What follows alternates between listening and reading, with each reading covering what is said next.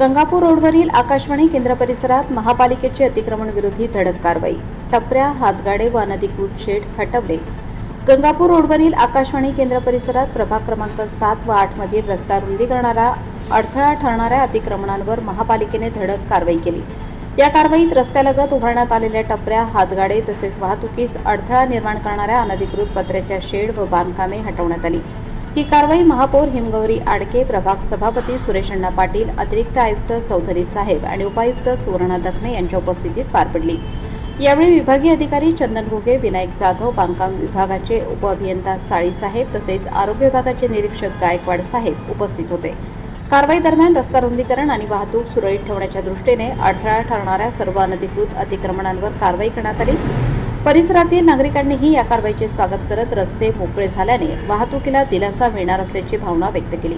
या मोहिमेत पश्चिम विभागाचे गाडी प्रमुख प्रवीण बागुल, बापू लांडगे, जगन्नाथ हमारे, संजय सूर्यवंशी, मोहन भांगरे, जय काळे, दीपक गायकवाड, किरण गायकवाड, विशाल तसेच पोलीस अधिकारी व कर्मचाऱ्यांनी सक्रिय सहभाग घेत कारवाई यशस्वीरित्या पूर्ण केली.